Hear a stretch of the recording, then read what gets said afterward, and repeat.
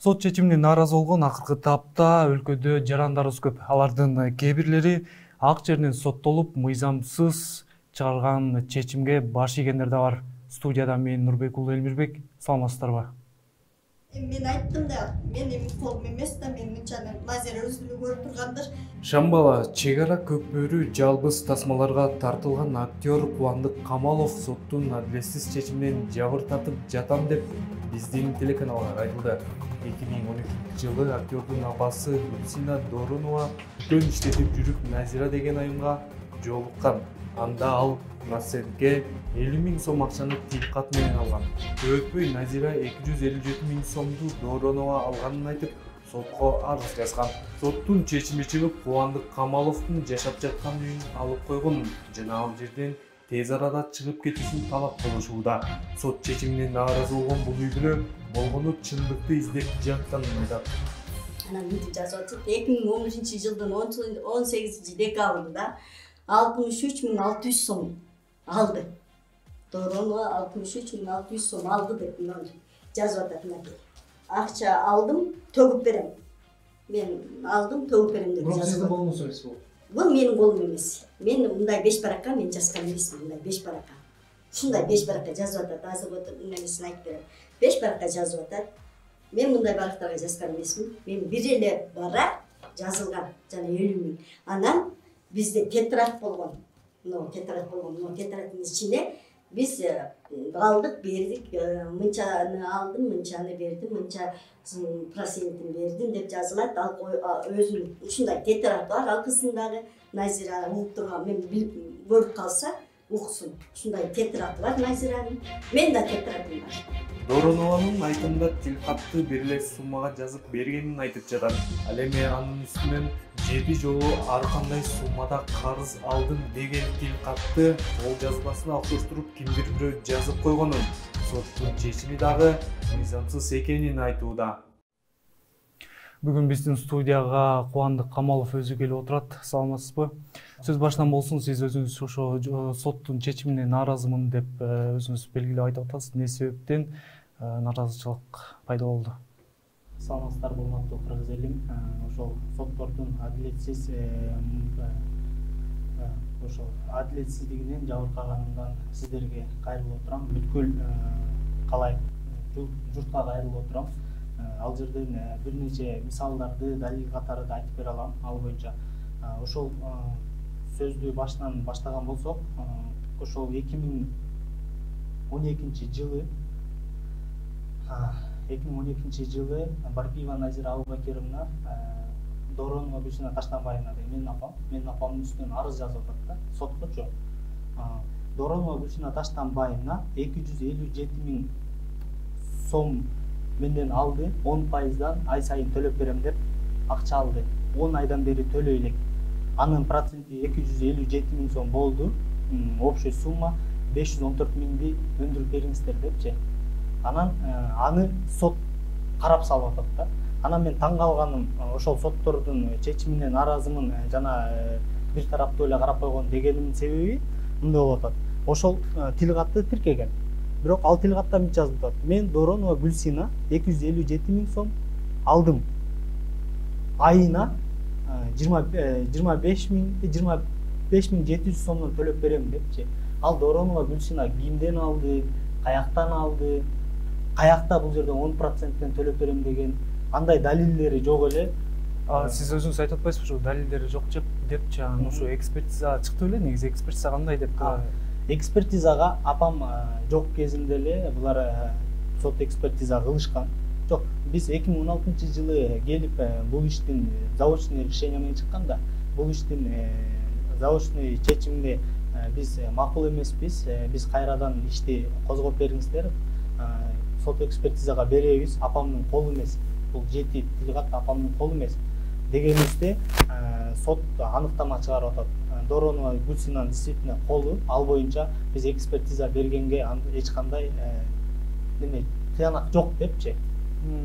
Ошол менен экспертиза болбой калып атат дагы, кийин алар бизден биринчи экспертизага берип, апамдын колу деп аныктап кайра алып келип берип атат. Бирок ал экспертизага апам эч кандай катышкан жок. Мен өзүмдүн юридикалык сабатым жок. бирок ошол юристтер менен акылдашып, көптөгөн ага байкелер менен акылдашып сурап атам, эжекелер менен айтышат. Негизи экспертиза болгондо апамды колун тургузуп жаздырып, кайра кол жаздырып көрөт экен да. А булар болсо апамдын мурун ошо 50 миң сом тилгат жазып берген болуп атпайбы? Ошонун негизинде анан кийин биз сотко башында атурки деп коет, өзүбүздүн колубуз менен доо арыз жазганбыз да, могул сотко биз нааразыбыз депчи. Ошол апам жазган тилгаттардын негизинде эле экөөнү салыштырып туруп экспертиза чыгарып берип коюп атат. Негизи ошо тилгаттарды отпайсызбы? Ошо тилгаттарда ар бири ар башка суммада көрсөтүлгөн да туура? Тилгаттарда ошол тилгаттарда таң калганымчы мындай болуп атат да. Доронова Гүлсина менден тилгат менен 18-12-2011 жылы 63 миң сом алып атат деп атат. Андан кийин эле 4 күн өтпөй эле 50 миң сом алып атат деп атат. Андан кийин 1 айга жетпей эле бир 10 күнгө жетпей 60 миң сом алып атат. 100 миң сом алып атат, 215 миң сом алып атат, 257 миң сом алып. Ушулардын бардыгы 1 айга жетпей эле алып атат да. Анан мындай Сиздерге түшүнүктүү болуш үчүн сиздерге алдыдагы видео тасманы сунуштайбыз. Бул тилгат 2012 жылдын 14 март айында жазылган. Ушундай эле тилгаттар 2011 жылдын декабрь айында да бар.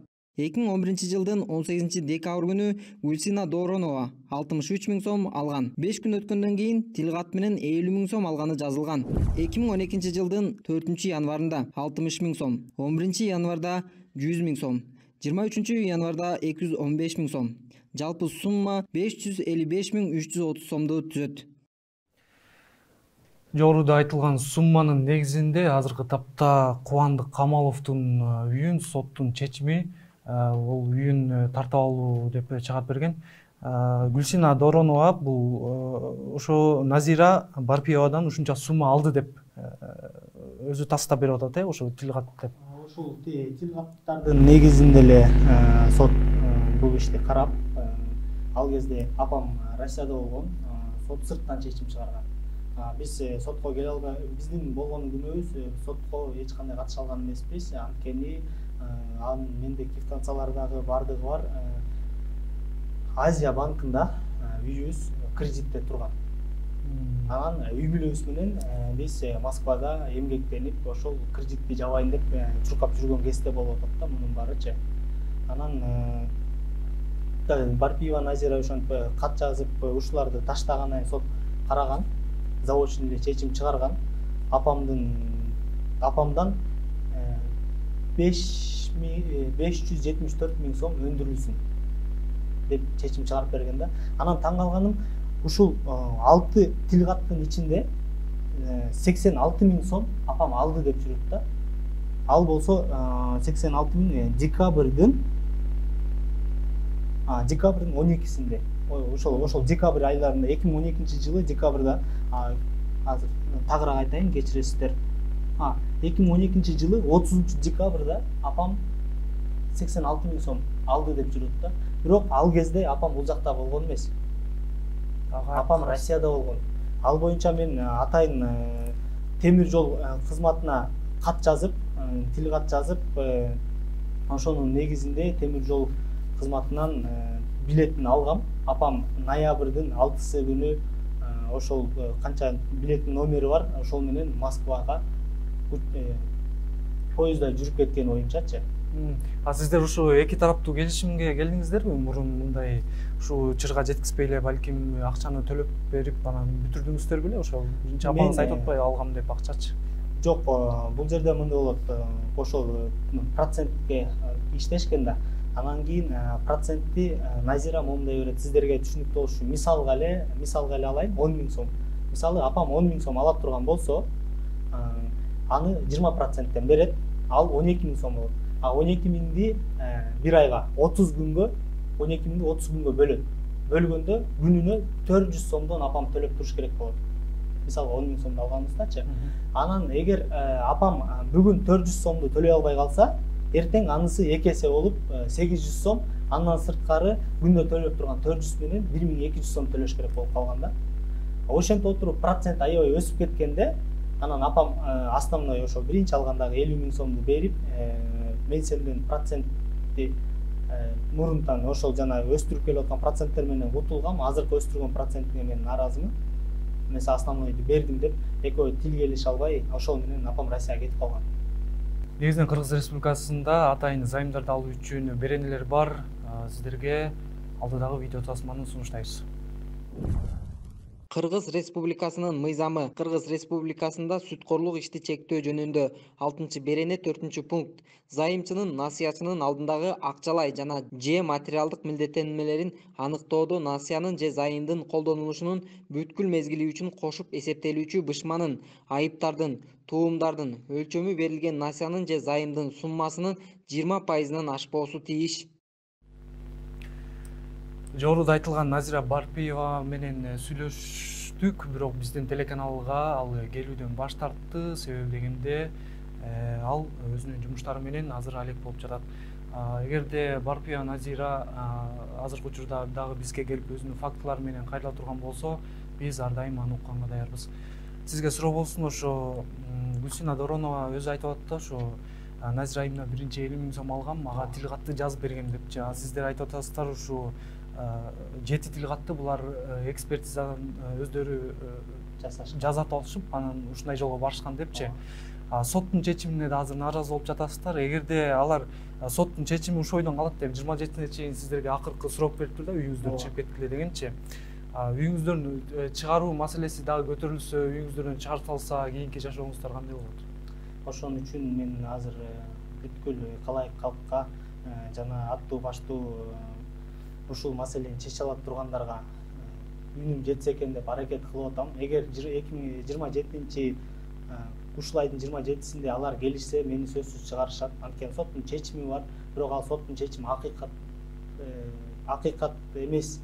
Ошого мен нааразымын. Эгер чыгарса, мен даже билбейм каяка барарымдычы. Анткени азыр биздин документтерди соттун чечими менен аннулировать этип салган, жокко чыгарып туруп, даже паспорт алганга биздин эмес жок. Мындайча айтканда, бомж катары эле эч жака тура албайбыз дагы да. Негизи үй боюнча айтсаңыз, үйдө канча адам жашайсыздар, жана квадрат метр канча? Үй негизи 4 чарчы, 4 соток жер тилкебиз. Анан 10,5 комната үй салынган. Анан ал жерде атам, апам, мен, келинчегим менен, анан 2 эмчектеги бир балам бар. Анан 2 жашта бир кызым бар. Үй бүлөбүз менен баарыбыз турабыз азыркы тапта. Негизи Назира Барпиеванын бул ишке азыркы учурда атасы киришип атат деп өзүңүз айттыңыз, бул ошо атасы боюнча айтып кетсеңиз. Мен чынын айтсам, ушул ишти алып жүргөндөн бери мен Назира Барпиеваны өзүм бир да жолу көргөн эмесмин, бир да сотко өзү да келген эмес. Атасын өкүл катары коюп, атасын жөнөтөт сотторгочу. Атасы болсо өзүңүздөр жана видеодо көргөн Айым Бүбежени өкүлү катары жалдаган. Ошол экөө эле ишти бүтүрөт да, мунун бардыгычы. Анан үчүнчү дагы кечирип коесуздар, дагы бир нерсени айта кетейин. Үчүнчү лицо бар. Сиз айтып атпайсызбы? Ортодо бир ортого чечилет турган маселени козгоп көрдүңүздөрбү депчи. Биз ал боюнча соттошуп жүрө берип, апамдар ооругандыктан ошол чечимге келип, мен Барпиев менен өзү менен сүйлөшкөм, Барпиев Абубакир менен, анан адвокаты менен да сүйлөшкөм.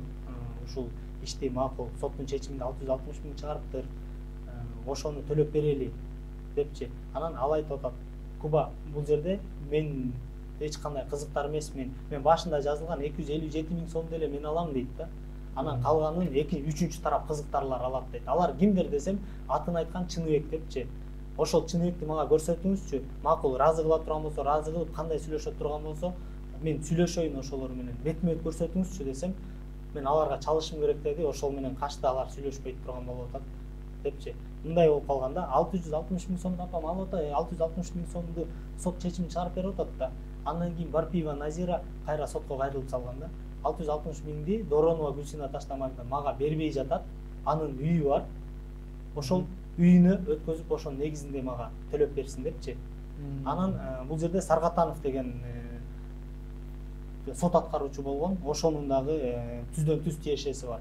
Анткени ал атам Россияда жүргөн кезде атама чалган. Ушундай үйүңүздү аукционго коюп атабыз. Үйүңүз өтүп кетчү болуп атат. Келиңиз деп. Анан атам айткан, мен ал жерде эч кандай аласа бересем жок. Мен азыр банкка акча төлөп атам. мен качан Кыргызстанга барганда бул боюнча териштирип алабыз дегенде Саргатанов айткан, байке 50 000 сом эле берсеңиз мен бул ишти жаап турам деген да. Анан атам убагы келгенде чечебиз, мен сага бере турган 50 000 сом жок деп трубканы коюп салган.